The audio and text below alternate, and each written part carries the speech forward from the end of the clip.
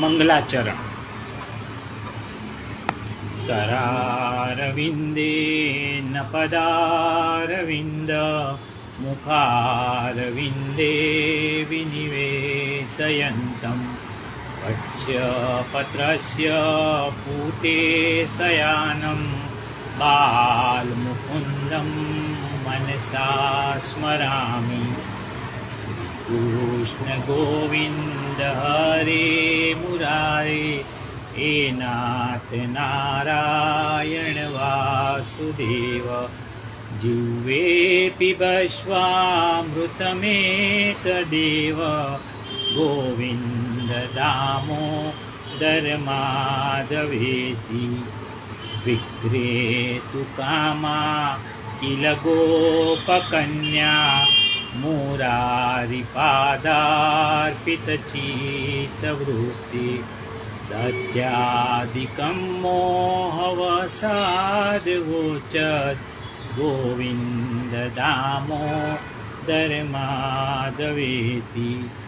ગૃહે ગૃહે ગોપવધૂ કદંબા સર્વે મિલિત્વા સમવાપ્ય યોગમ. પુણ્યાનિ નામાનિ પઠન્તિ નિત્યં ગોવિંદ દામોદર માધવેતિ. સુખં શયાના નિલયે નિજેપી નામાનિ વિષ્ણુ પ્રવદન્તિ મર્ત્યા. તે નિશ્ચિतं તન્મયતાં વ્રજન્તિ ગોવિંદ દામોદર માધવેતિ. જીવે સદૈવં ભજ સુંદરાણી નામાનિ કૃષ્ણસ્ય મનોહરાણી. સમસ્ત ભક્તાર્તિ વિનાશનાની ગોવિંદ દામોદર માધવેતિ. સુખાવસાને ઇદમેવ સારમ દુઃખાવસાને ઇદમેવ જ્ઞેયમ. દેહાવસાને ઇદમેવ જાપ્યમ ગોવિંદ દામોદર માધવેતિ. શ્રી કૃષ્ણ રાધા વર ગોકુલેશ ગોપાલ ગોવર્ધનનાથ વિષ્ણુ. જીવે પિબસ્વા મૃતમેતદેવ ગોવિંદ દામોદર માધવેતિ. ગોવિંદ દામોદર માધવેતિ.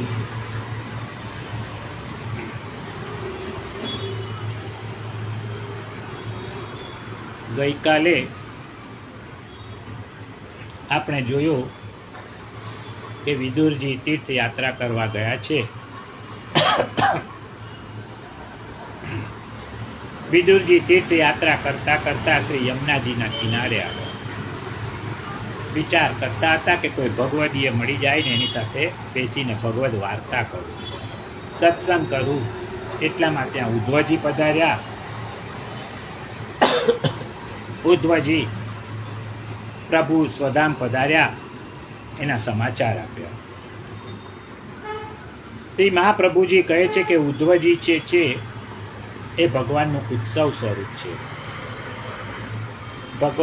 ભગવાન જે રીતે ગુંજામાળા પહેરે છે એ જ રીતે ઉદ્ધવજી પણ ગુંજામાળા પહેરી શકે છે. આપણે વૈષ્ણવોને ગુંજામાળા પહેરવાનો અધિકાર નથી. ઉદ્ધવજી અને વિદુરજીનો 3 રાત્રિ સુધી સત્સંગ થયો અને પછી વિદુરજી મૈત્રેય મુનિની પાસે પધાર્યા છે. ગઈકાલે આપણે આટલું જોયું. હવે આગળ મૈત્રેય મુનિ વિદુરજીને સૃષ્ટિની ઉત્પત્તિની કથા કહે છે. સૃષ્ટિનું સર્જન કઈ રીતે થાય? તો કે પહેલું, એક તો એનો બનાવનાર હોવો જોઈએ. બનાવનાર હોય પરંતુ એનામાં એ બનાવવાનું જ્ઞાન, શક્તિ અને જો ઈચ્છા જ ન હોય તો એ સર્જન થઈ શકે નહીં. તેથી સર્જન કરનારમાં જ્ઞાન, શક્તિ અને ઈચ્છા હોવી જોઈએ. ભગવાને આ ત્રણેય વસ્તુ બહારથી લાવવી પડતી નથી. આ ઉપરાંત કર્મ પણ ઈશ્વરની અંદર જ છે. જે બધાના ઉપર શાસન કરે ને એ ઈશ્વર કહેવાય. ઈશ્વરના અને આપણા સર્જનમાં ફેર છે. આપણે જેનું સર્જન કરીએ ને એ માટે આપણે બધી સામગ્રી બહારથી લઈ આવીએ છીએ. જ્યારે ઈશ્વર એવો છે કે એની ઈચ્છા, શક્તિ, જ્ઞાન અને કર્મ દ્વારા એ સૃષ્ટિનું સર્જન કરે છે અને એના સાધનો પણ એ પોતાનામાંથી જ ઉત્પન્ન કરે છે. એટલે સૃષ્ટિનું ઉપાદાન કારણ પણ ઈશ્વર છે અને નિમિત્ત કારણ પણ ઈશ્વર જ છે. ભગવાનની નાભીમાંથી બ્રહ્મા પ્રગટ થયા. બ્રહ્માજીએ સર્વપ્રથમ 4 પુત્રો ઉત્પન્ન કર્યા, જે સનક, સનંદ, સનાતન અને સનત કુમાર. આ ચારેય નામોવાળા સનત કુમારો કહેવાયા. સનત કુમારોએ પ્રજા ઉત્પન્ન કરવાની ના પાડી, તેથી બ્રહ્માજીને ગુસ્સો આવ્યો. બ્રહ્માજીની પ્રકૃતિ ફાટી, એમાંથી રડતો રડતો એક બાળક નીકળ્યો. એનું નામ પડ્યું રુદ્ર. રુદ્ર 11 સ્થાનોમાં રહે છે: હૃદય, ઇન્દ્રિય, પ્રાણ, આકાશ, વાયુ, અગ્નિ, જળ, પૃથ્વી, સૂર્ય, ચંદ્ર અને તપ. રુદ્ર છે ને એ વિનાશનો દેવ છે. એ જ્યાં જ્યાં હોય ને ત્યાં વિનાશનું જ કામ કરે. ચંદ્રમામાં રહેલો રુદ્ર જ્યારે કોપાયમાન થાય ને ત્યારે ઠંડી ખૂબ પડે અને એક જીવો મરી જાય. સૂર્યમાં રહેલો જ્યારે રુદ્ર કોપાયમાન થાય ને ત્યારે ગરમી ખૂબ પડે, દુષ્કાળ પડે અને વિનાશ થાય. પૃથ્વીમાં રહેલો રુદ્ર જ્યારે કોપાયમાન થાય ને ત્યારે ધરતીકંપ સર્જાય છે અને વિનાશ થાય છે. સમુદ્રમાં આંધી, તુફાન આવે છે ને એ પણ એમાં રહેલા રુદ્રનો જ કોપ છે. માણસમાં બેઠેલો રુદ્ર કોપે ને ત્યારે માણસને ક્રોધ થાય છે અને ન કરવાનું કરી બેસે છે. આમ રુદ્ર જ્યાં જ્યાં હોય ને ત્યાં હંમેશા વિનાશનું જ કામ કરે છે.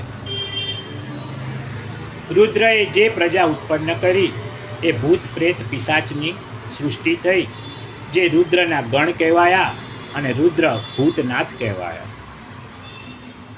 પછી બ્રહ્માજીએ સંકલ્પ શક્તિથી 10 માનસ પુત્રો ઉત્પન્ન કર્યા.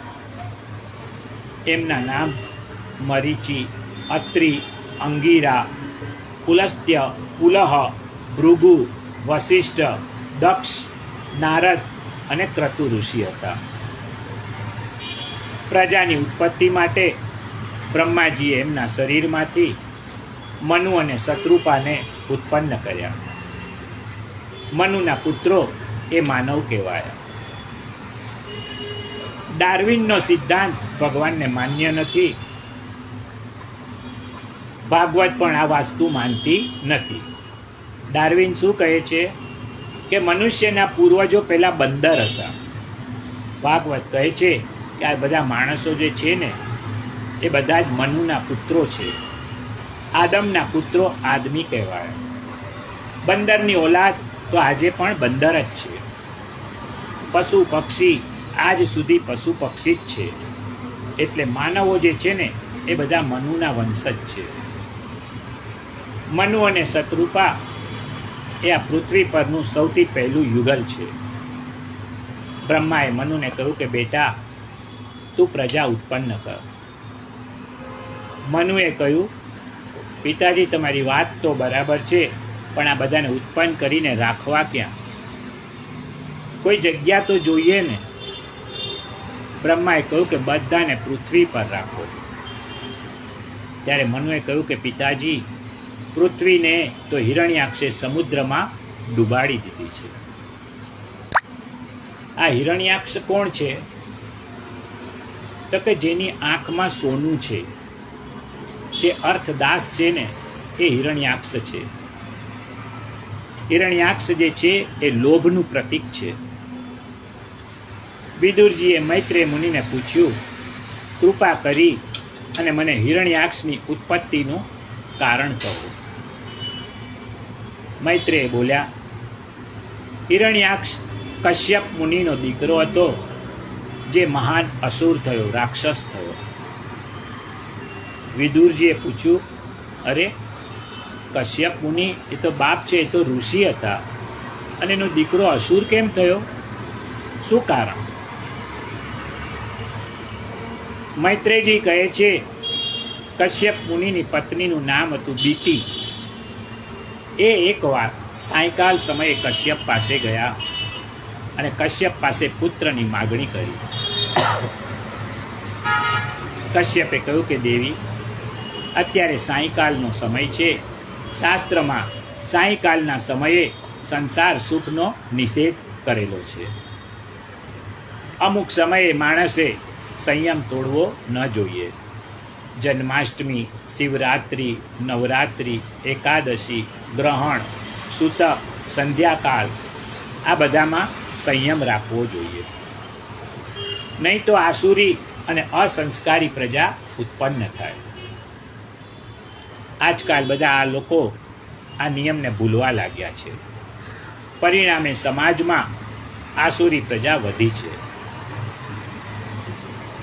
કશ્યપ મુનિના સમજાવવા છતાં દીતિ માન્યા નહીં, અને છેવટે ગર્ભાધાન થયું. પરંતુ કશ્યપ મુનિએ દીતિને શ્રાપ આપ્યો કે તમને 2 દીકરા થશે, પરંતુ બંને અસુર થશે, રાક્ષસ થશે. દીતિએ અપરાધની ક્ષમા માગી. એને પશ્ચાતાપ થયો કે આ મેં ખોટું કર્યું. ગબડવું એ ગુનો નથી, પરંતુ પાપ કરી અને પશ્ચાતાપ ન થવો ને એ ગુનો છે. પાપમાંથી છૂટવાનો રસ્તો શું? પશ્ચાતાપ, પ્રાયશ્ચિત અને ભૂલ ન કરવાનો સંકલ્પ. કશ્યપે કહ્યું કે જુઓ, તમારા બંને દીકરા તો અસુર થશે, પરંતુ તમારા દીકરાનો દીકરો મહાન ભક્ત થશે. દીતિને થયું કે મારા દીકરા અસુર થઈને બધાને હેરાન જ કરવાના છે ને, તો ભલે ને ગર્ભમાં વધારે સમય રહે. અને દીતિએ 100 વર્ષ સુધી એમને ગર્ભમાં રાખ્યા. દેવતાઓએ બ્રહ્માજીને પૂછ્યું કે આ દીતિના ગર્ભમાં જે 2 બાળક છે ને એ કોણ છે? બ્રહ્માએ દેવોને કહ્યું, એ 2 જણા છે ને એ ભગવાનના પાસરદો જય અને વિજય છે. ભગવાનના પાસરદોને અસુર થવું પડ્યું, શા માટે? બ્રહ્માજી કહે છે, એકવાર મારા માનસ પુત્રો સનત કુમારો વૈકુંઠમાં ભગવાનના દર્શન કરવા આવ્યા. વૈકુંઠ છે ને 3 છે. એક આધિ ભૌતિક વૈકુંઠ, બીજું આધ્યાત્મિક વૈકુંઠ, અને ત્રીજું છે આધિ દૈવિક વૈકુંઠ.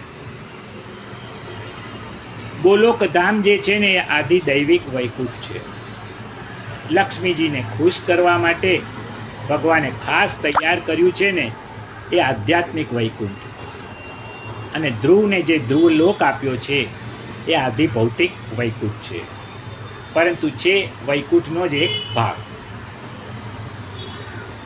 એમાં આધિ ભૌતિક અને આધ્યાત્મિક વૈકુંઠ જે છે ને એ પ્રયત્ન સાધ્ય છે. તમે પ્રયત્ન કરો ને તો એ વૈકુંઠ પ્રાપ્ત કરી શકો. જ્યારે આધિ દૈવિક વૈકુંઠ છે ને એ કૃપા સાધ્ય છે. આધિ દૈવિક વૈકુંઠ બધાને સુલભ નથી. જેના ઉપર ઠાકોરજીની દયા છે ને, જેની પ્રેમ લક્ષણા ભક્તિ સિદ્ધ થયેલી છે ને, એને જ આધિ દૈવિક વૈકુંઠ પ્રાપ્ત થાય છે. સનત કુમારો કયા વૈકુંઠમાં ગયા? શ્રી મહાપ્રભુજી કહે છે, સનત કુમારોને ગોલોકમાં પ્રવેશ નથી, કારણ એ તો બધા જ્ઞાની પુરુષો છે. પરંતુ જેની ગોપીજનો જેવી ભક્તિ સિદ્ધ થઈ ગઈ હોય ને, એમને જ ગોલોક ધામમાં પ્રવેશ મળી શકે. જેની પુષ્ટિ ભક્તિ સિદ્ધ છે એને ગોલોકમાં પ્રવેશ છે. પણ જે યોગીઓ છે, જ્ઞાનીઓ છે, એમને રમા વૈકુંઠ અને આધ્યાત્મિક વૈકુંઠ પ્રાપ્ત થાય, ગોલોકમાં પ્રવેશ નથી. વૈકુંઠની બીજી એક વાત છે ને, જાણવા જેવી છે. ત્યાં ભગવાનનું જેવું મોઢું છે ને, એવું જ એમના પાસરદોનું મોઢું પણ છે. વૈકુંઠમાં જેવા વસ્ત્ર શૃંગાર ઠાકોરજી ધારણ કરે છે, એવા જ પાસરદો પણ પહેરે છે. વૈકુંઠમાં ભગવાન અને પાસરદોને ઓળખી ન શકાય, પરંતુ બે વસ્તુનો ભેદ છે. ભગવાનના ગળામાં કૌસ્તુભ મણિ છે, જે પાસરદોના ગળામાં નથી. અને બીજું, ભગવાનની છાતીમાં ભૃગુ ઋષિએ લાત મારી એનું જે નિશાન ભૃગુ લાંછન છે, એ પાસરદોની છાતીમાં નથી. આ ભેદથી તમે પારખી શકો છો કે કોણ ભગવાન છે અને કોણ પાસરદ છે. બ્રહ્માના માનસ પુત્રો સનત કુમારો ભગવાનના દર્શન કરવા આવ્યા.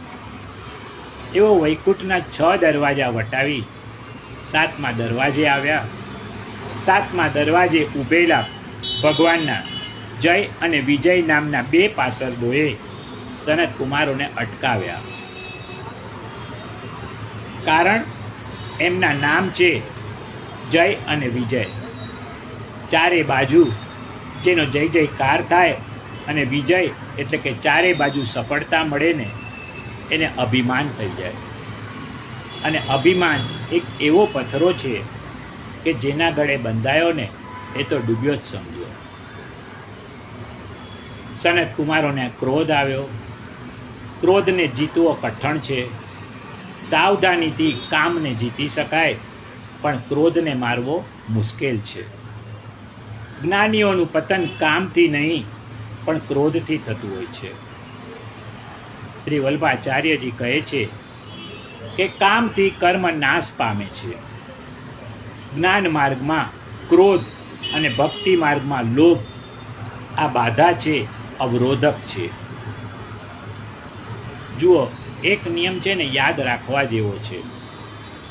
પહાડ પર ચડવું હોય ને ઉપર, તો થોડું ઝૂકીને ચાલવું પડે.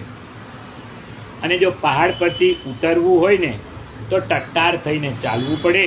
એટલે ઝૂકીને ચાલો ને તો તમે ઉપર જાઓ, અને જો અક્કડ ચાલો ને તો સીધા નીચે આવો, નીચે પડો. શ્રી મહાપ્રભુજી કહે છે, અભિમાનસ્રચ સંત્યાજય સામ્યધિનત્વ ભાવના. ઈશ્વરના માર્ગે અભિમાન એ બહુ મોટો શત્રુ છે. જય વિજયે સનત કુમારોને અટકાવ્યા, એટલે સનત કુમારોએ આ 2 પાસરદોને શ્રાપ આપ્યો. રામાયણમાં પણ લખ્યું છે, દ્વારપાલ હરિ કે પ્રિય હો દો, જય અરુ વિજય જાન સબકો, વિપ્રસાપતે દુનઈ ભાઈ, તામસ અસુર દેહ તિન પાઈ. અને ક્યાં સુધી અસુર રહેશે? 3 જન્મ દ્વિજ બચન પ્રમાના. 3 જન્મ સુધી તમે બંને અસુર થશો. એવો શ્રાપ છે. જય વિજય આ શ્રાપ સાંભળીને સનત કુમારોના ચરણોમાં પડ્યા. એટલામાં ત્યાં ભગવાન પધાર્યા. એમણે કહ્યું કે આ બધું છે ને મારી ઈચ્છાથી જ થયું છે. ભગવાને કહ્યું કે તમે 3 જન્મ સુધી અસુર થશો ને, તો તમારા ઉદ્ધાર માટે હું 4 જન્મ લઈશ. એ જ જય અને વિજય દિતિના પુત્રો હિરણ્યાક્ષ અને હિરણ્યકશ્યપુ થયા. હિરણ્યાક્ષ લોભનું અને હિરણ્યકશ્યપ ભૂખ એ ભોગનું પ્રતીક છે. લોભ, ભોગ એ બધું છે ને આસુરી સંપત્તિ છે. 4 પુરુષાર્થો, ધર્મ, અર્થ, કામ અને મોક્ષ. એમાં વચ્ચેના 2 એટલે કે અર્થ અને કામ, આ 2 લૌકિક પુરુષાર્થો છે. આસુરી વૃત્તિવાળાની સંપત્તિ છે. અને પહેલું અને છેલ્લું ધર્મ અને મોક્ષ, આ જે 2 છે ને એ અલૌકિક પુરુષાર્થ છે. બંનેનું સંકલન કરીને એટલે કે અર્થને ધર્મ માટે વાપરવો અને કામના કરવીને તો એ મોક્ષની જ કરવી, એ દેવી ગુણ છે. આ દેવ અને અસુરના ભેદ છે. હિરણ્યાક્ષ અસુર છે. હિરણ્યાક્ષ આખી પૃથ્વીને લઈને રસાતળમાં ડૂબાડીને બેઠો. એને મારવો કઈ રીતે? બ્રહ્માજીએ પરમાત્માનું ધ્યાન ધર્યું છે અને એની નાસિકામાંથી અંગૂઠા જેટલા આકારવાળા શ્રી વરાહ ભગવાન પ્રગટ થયા. બોલો શ્રી વરાહ ભગવાન કી જય. વરાહ અવતાર. વરાહ ભગવાને પર્વતાકાર મોટું રૂપ લઈને સમુદ્રમાં પ્રવેશ કર્યો. હિરણ્યાક્ષ અને વરાહ ભગવાનનું યુદ્ધ થયું. પરિણામે હિરણ્યાક્ષ મરાયો. દેવોએ બધા ભેગા મળીને વરાહ ભગવાનની સ્તુતિ કરી. વરાહ ભગવાને પોતાની દાઢ ઉપર પૃથ્વીને ધારણ કરી અને લાવીને મનુ મહારાજને આપી. હવે મનુ અને શત્રુપાના સંતાનોની કથા શરૂ થાય છે. મનુ મહારાજને 5 સંતાન થયા, 2 દીકરા અને 3 દીકરી.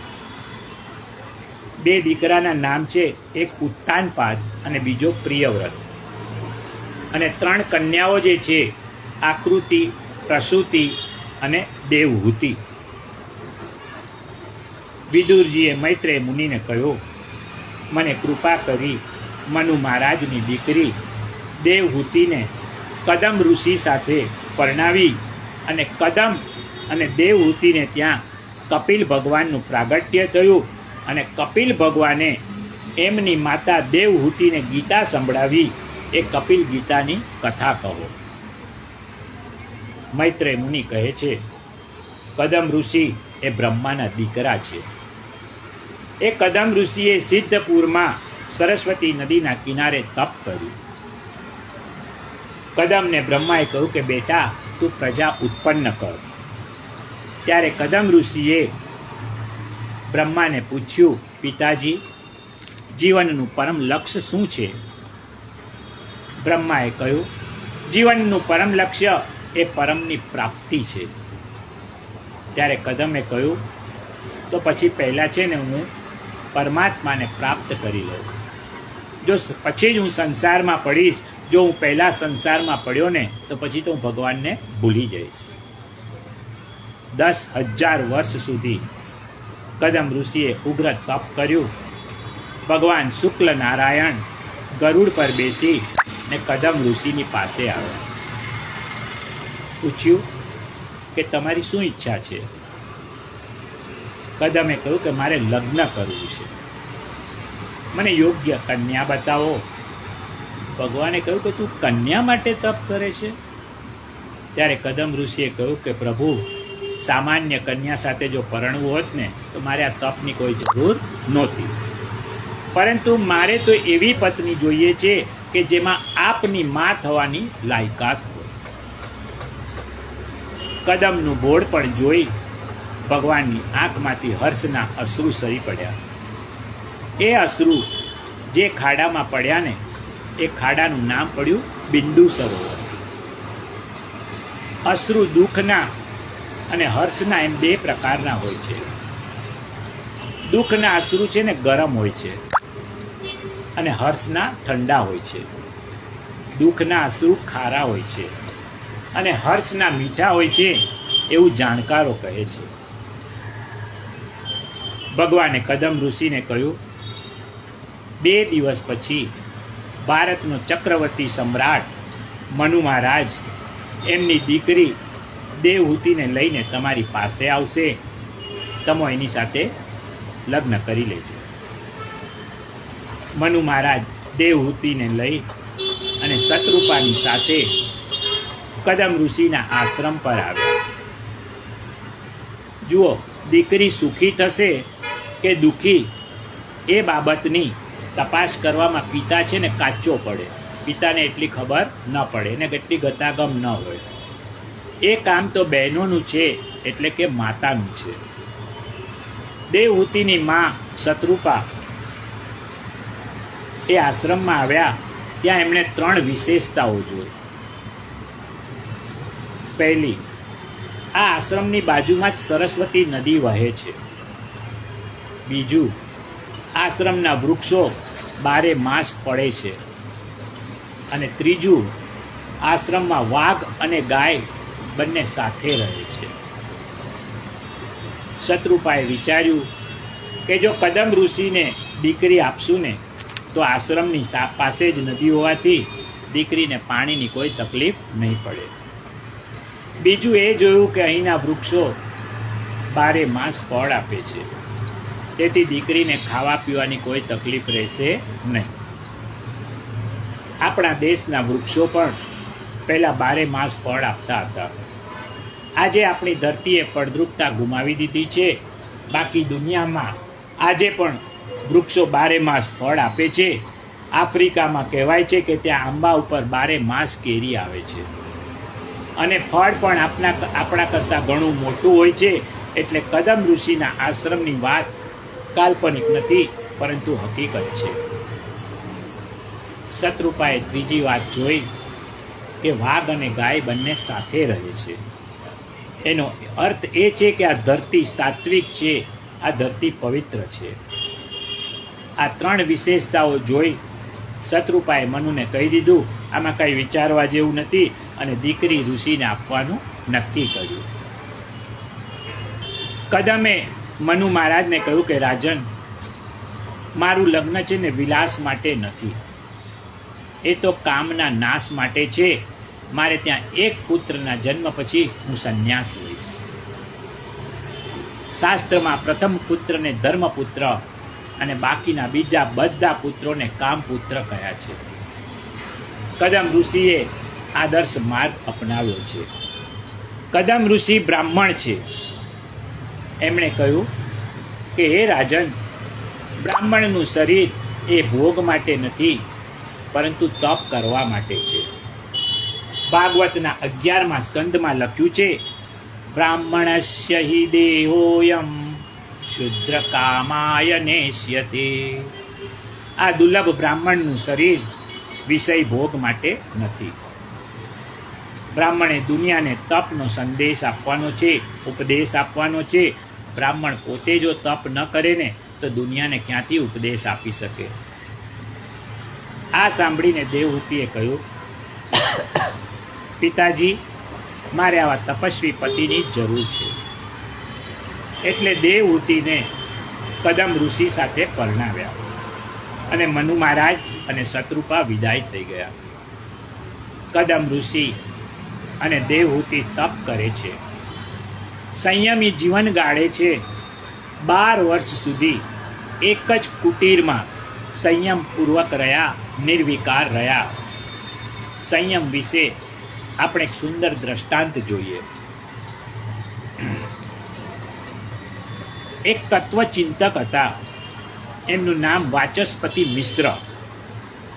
ભારતમાં બહુ મોટા સમર્થ તત્વચિંતક હતા.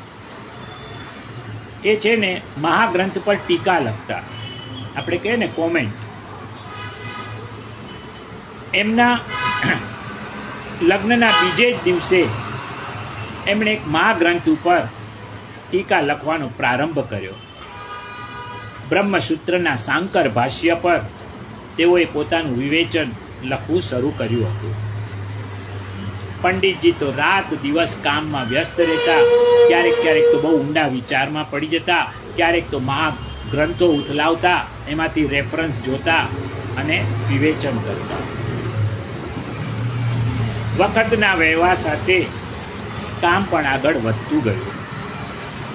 એમની પત્ની ભામતી, નામ શું હતું? ભામતી.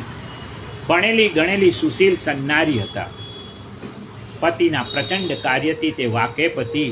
એને જાણ હતી કે અમારા પતિ જે છે ને એ બહુ પ્રચંડ કાર્ય કરી રહ્યા છે. પંડિતજી લખતા જ રહ્યા.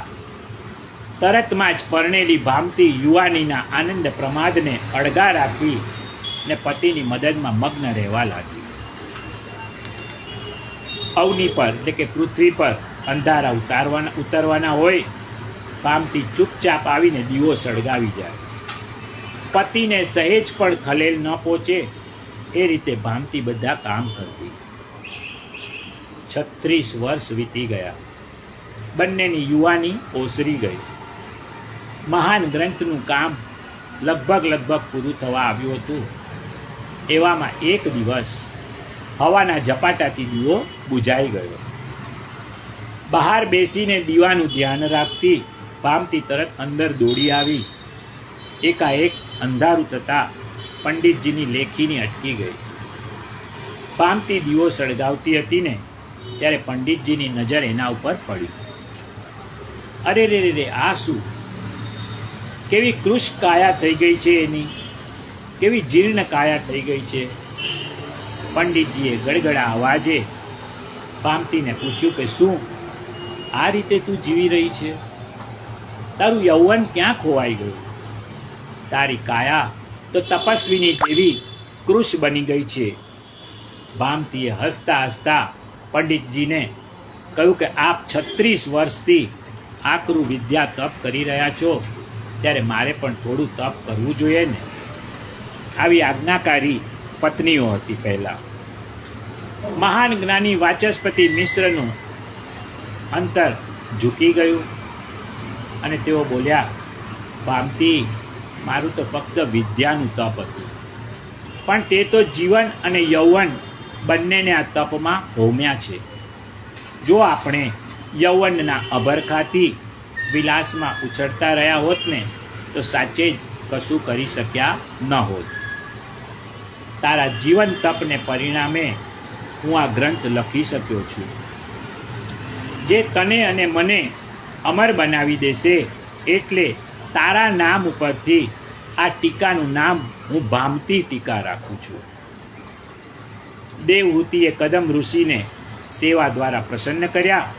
દેવહૂતિએ કદમ ઋષિની સેવા કરી અને કદમ પરમ પિતાની સેવા કરતા હતા. પતિને સેવા દ્વારા વશ કરી શકાય છે. ભાગવતમાં એ મંત્રો છે. પતિને કઈ રીતે વશ કરી શકાય?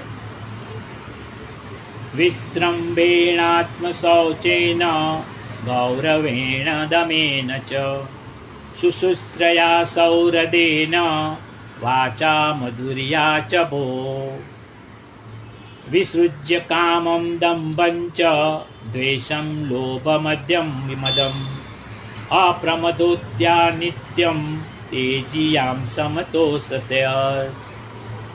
પત્નીએ કામ વાસના, દંભ, દ્વેષ, લોભ, પાપ અને અહંકારનો ત્યાગ કરી ખૂબ જ આદરપૂર્વક પતિની સેવા કરતા વિશ્વાસ, પવિત્રતા, ગૌરવ, સંયમ, સેવા, પ્રેમ અને મધુર વાણી વગેરે સદ્ગુણોથી પતિને પ્રસન્ન કરવા દેવહૂતિએ આ પ્રમાણે કર્યું. લગ્ન પછી દેવહૂતિએ 9 કન્યાઓને જન્મ આપ્યો. કદમ ઋષિ 9 કન્યાઓ થયા પછી સંન્યાસ લેવા તૈયાર થયા. 9 દીકરીનો બાપ છે, બાવો ન થાય તો કરે પણ શું? દેવહૂતિએ કહ્યું કે જો આપને સંન્યાસ લેવો હોય ને તો આપ લઈ શકો છો, પરંતુ સૌથી પહેલાં આપણી 9 દીકરીઓ માટે તમે જમાઈ શોધી લાવો. અને બીજું, છોકરીઓ તો સાસરે ચાલી જશે, તમે સંન્યાસ લઈને ચાલ્યા જશો, પછી મારું ધ્યાન કોણ રાખશે? મારી દેખરેખ માટે મારે એક દીકરો જોઈએ. કદમ ઋષિ કહે છે કે દેવી, અત્યારે તમારા ગર્ભમાં સાક્ષાત નારાયણ પધાર્યા છે. ગોપાલ હરે ગોપાલ હરે જય જય પ્રભુ દીન દયાલ હરે. ગોપાલ હરે ગોપાલ હરે જય જય પ્રભુ દીન દયાલ હરે. સીતારામ હરે સીતારામ હરે સીતારામ હરે સીતારામ હરે. રાધે શ્યામ હરે રાધે શ્યામ હરે રાધે શ્યામ હરે રાધે શ્યામ હરે. ગોપાલ હરે ગોપાલ હરે જય જય પ્રભુ દીન દયાલ હરે ગોપાલ હરે ગોપાલ હરે જય જય પ્રભુ દીન દયાલ હરે. કારતક સુદ પાંચમના દિવસે કપિલ ભગવાનનું પ્રાગટ્ય થયું.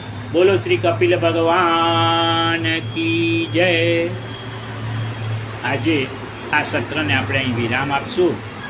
આવતીકાલે કપિલ ગીતા કપિલ ભગવાન એની માતા દેવહૂતિને જે સંભળાવે છે ત્યાંથી પછી આગળ વાંચશું.